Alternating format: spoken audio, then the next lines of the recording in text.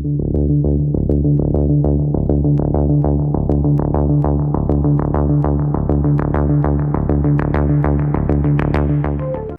en esta ocasión haciendo una referencia muy en especial del informe del presidente Andrés Manuel López Obrador.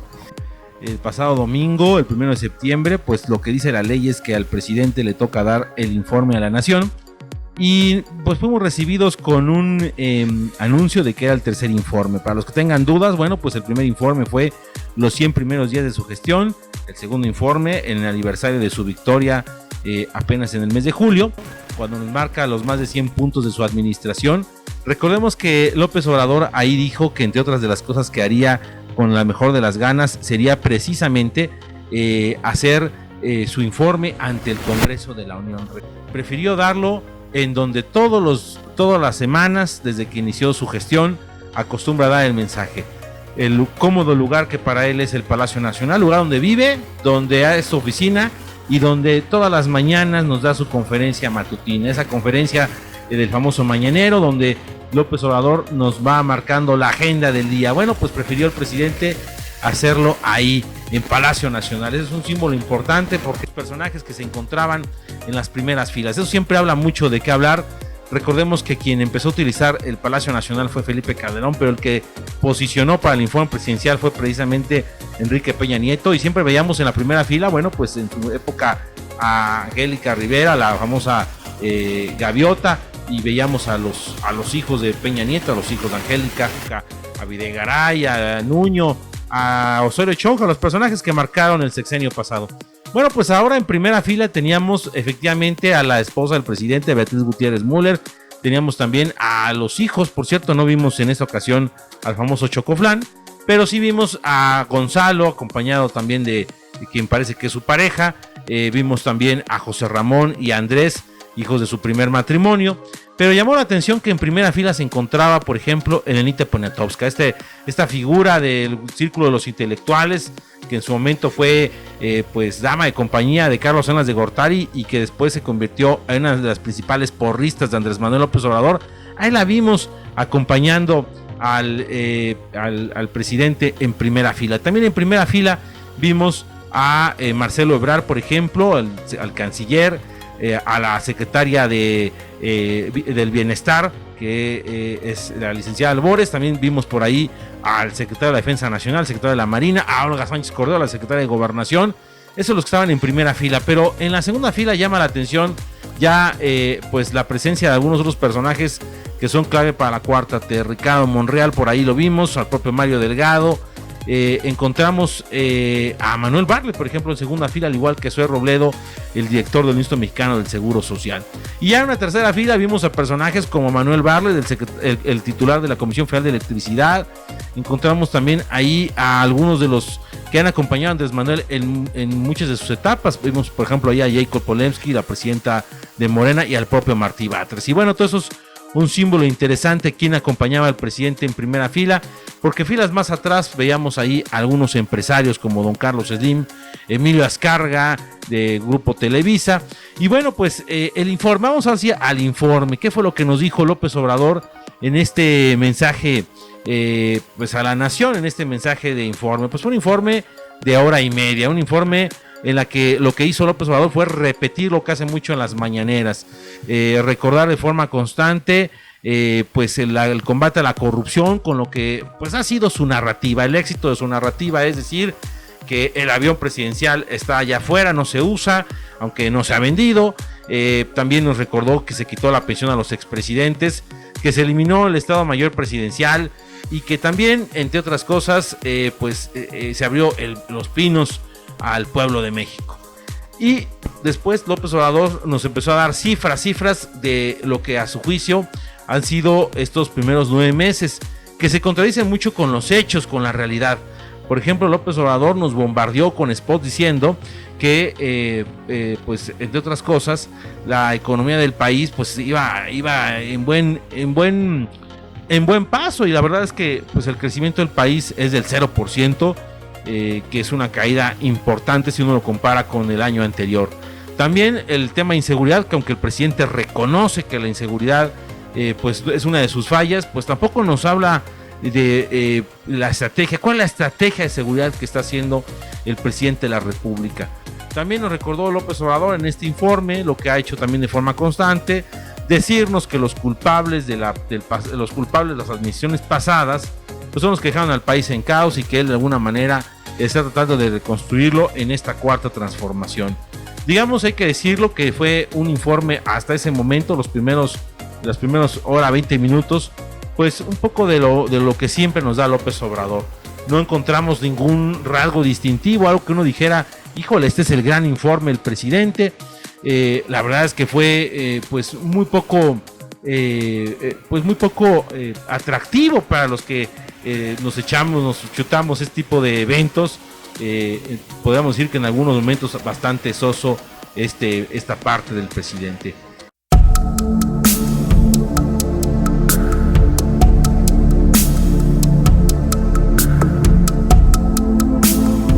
Yo mencionaba que este informe, pues los primeros hora 20 minutos fueron como que más de lo mismo de López Obrador. Pero los últimos 10 minutos vale la pena hacer una reflexión. López Obrador, utilizando como hace estas frases del siglo XIX, haciendo una remembranza de Juárez, de la lucha entre liberales y conservadores, regresa con esta dinámica de polarización. El presidente nos dice que la oposición está moralmente derrotada, que la oposición no existe, que la oposición está en la lona y que pues nadie le hace contrapeso a él, a su liderazgo y a la cuarta transformación. Hay que decir que esta parte final de López Obrador es dejar una sentencia muy clara de lo que a su juicio es su propia figura. López Obrador ha recordado que esta lucha de liberales y conservadores ahora se da en el que todos los que no están con él son conservadores. No importa en el fondo cómo piensen, sino aquellos grupos que se expresan en contra de él están pues siendo sus enemigos. Un poco dando esta narrativa de lucha entre el bien y el mal. Él representa el bien acompañado del pueblo sabio y de los que se han convertido o han sido sus seguidores en la cuarta transformación. Aquí viene la reflexión. ¿Realmente la oposición está moralmente derrotada? Pues bueno, pareciera que sí lo está. Aunque hay que decirlo, López Obrador pudo haber ido al Congreso. Es dueño del Congreso, prácticamente tiene la mayoría en la Cámara de Diputados. Tiene 260 diputados de Morena, más sus aliados del Partido del Trabajo, de Encuentro Social. Bueno, pues digamos que López Obrador tendría un escenario cómodo en la Cámara de Diputados. Pero, ¿por qué no lo hace? ¿Por qué López Obrador decide no acompañar a sus legisladores? Bueno, pues porque hay algo dentro del propio López Obrador que sabe que no le convence al 100%. Y precisamente un poco el decir que la oposición está derrotada, pues es el decir como no puedo, yo estoy bien, pero en el fondo pues deja la reflexión si realmente a López Obrador sí le incomoda los gritos de la oposición, gritos que se dieron de manera fuerte y contundente por algo que nosotros veíamos que ya no iba a pasar en este país, o no, así nos imaginábamos.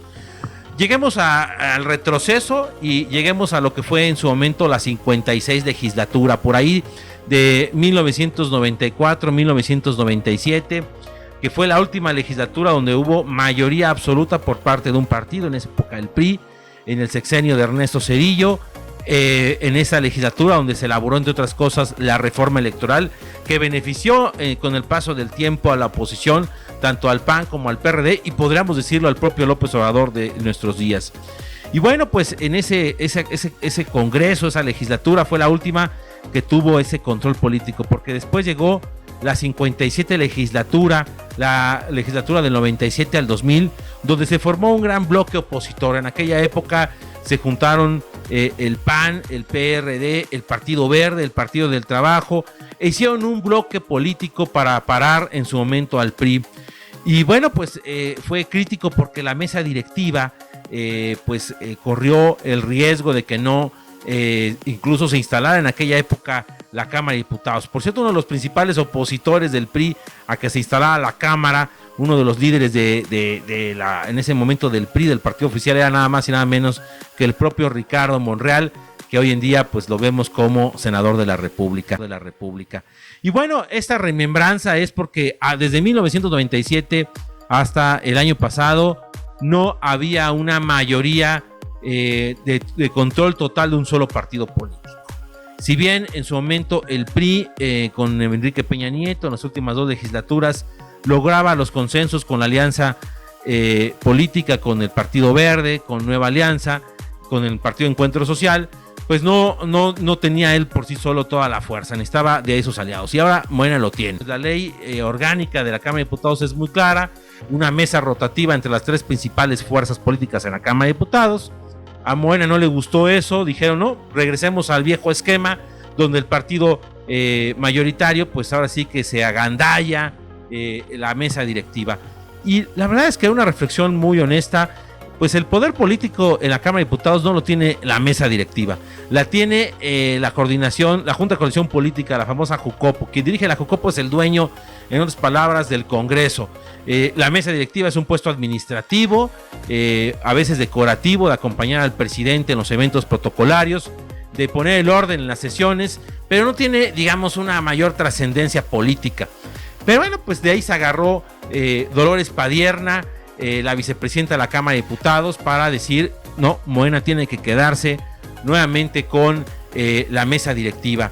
Y ahí pues las negociaciones no sirvieron de nada porque se impuso la mayoría, se impuso Morena, y alguien que considerábamos un ejemplo de la democracia, un baluarte de la democracia moderna, un personaje que de alguna manera había sido siempre polémico, pero al mismo tiempo congruente en muchas de sus acciones, aunque siempre camaleónico, Porfirio Muñoz Ledo, el presidente de la mesa directiva, pues también aprovechó esta dinámica y se quedó en el cargo. Hay que recordar que Porfirio Muñoz Ledo, este viejo político que inició su carrera en el PRI, del que fue dirigente nacional, fue secretario del Trabajo y embajador de México ante la ONU, pues saldrá de ese partido político para fundar junto con Cuauhtémoc Cárdenas la corriente crítica en el PRI, después el PRD. Ese Porfirio Muñoz Ledo, que incluso con algo de sarcasmo dijo, es un delirio estar con Porfirio, pues se quedará a sus más de 85 años, otro año legislativo más en la mesa directiva, o por lo menos eso pasará en estos días, a ver si no pasa algo distinto. Pero Morena, conformado por mucha gente de izquierda, mucha gente que criticó el agandalle del PRI, está repitiendo la misma metodología. La verdad es que esto también deja mucho a la reflexión sobre este agandalle por parte de Morena. Y también hay que decirlo, el propio López Obrador, él no acudía al Congreso, y en este informe donde dice que la oposición está moralmente derrotada. La verdad es que los resultados del pasado no fueron los mejores resultados para los que hoy en día son la oposición.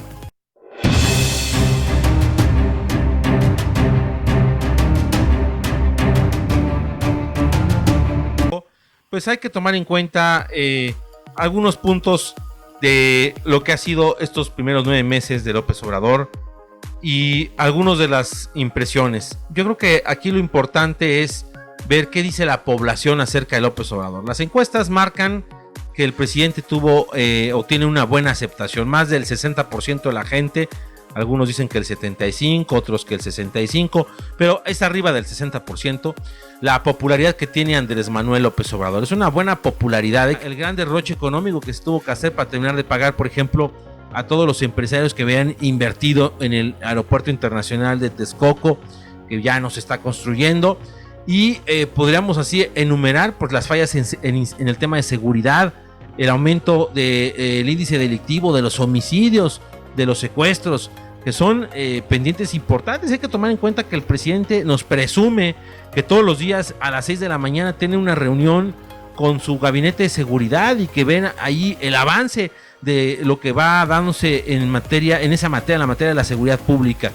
Y pues no estamos viendo ahí el gran avance, la gran transformación. Vemos, por ejemplo, el que se haya echado para atrás la reforma educativa y que ahora se quiere hacer reformas en la Ley General de Educación y que podrían tener cambios y modificaciones fuertes, no solamente en el tema de contenido, sino incluso en la operación propia del sistema educativo en México, principalmente en las escuelas públicas. Y bueno, pues la calificación de ver los maestros con calidad, bueno, pasó a un segundo término. Hay otras prioridades para el propio presidente, para su equipo.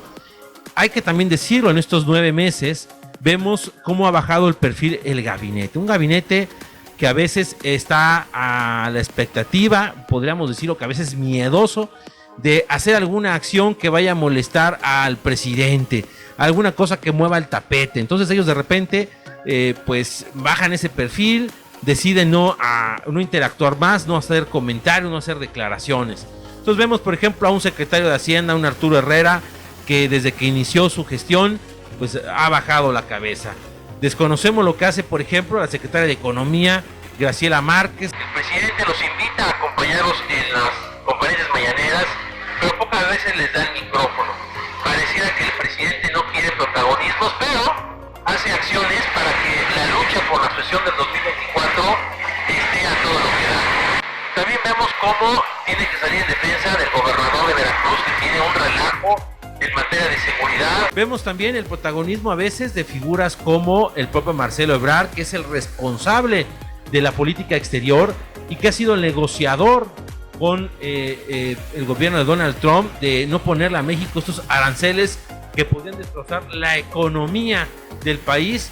Hay que recordar que Donald Trump está ahorita en el proceso de reelección, que de aquí al 2020 vamos a ver a un Donald Trump dándole con todo a aquello que le puede generar votos en contra. Entonces él tiene que generar votos de su electorado duro. Y entonces pues de alguna manera Donald Trump se convierte en esta figura, en el villano para México. Vemos también en estos actores que van pues teniendo protagonismo a una Irma Sandoval, la secretaria de la Función Pública, que se ha hecho famosa no tanto por lo que ha hecho en esta dependencia, sino por sus mensajes en redes sociales, en Twitter, sus conflictos con personajes como Denise Dresser, esta también miembro de las clases intelectuales del país, que hacen sus críticas de lo que pasa cerca de estos primeros 9 meses, la carrera al 2024, la ineficiencia de la actual administración, la herencia de los gobiernos anteriores, y podríamos decir también la satisfacción que tiene la población o no de la llegada de López Obrador. ¿Usted qué opina? ¿López Obrador ha hecho bien su trabajo o no lo ha hecho bien? Son puntos a reflexionar. Yo los dejo en este espacio de análisis semanal. Los invito a escucharme todos los lunes a las 7:30 de la noche en la tercera emisión de Grupo Imagen con Esteban Arce. Soy Guillermo Torres Quirós y estoy con ustedes para la próxima.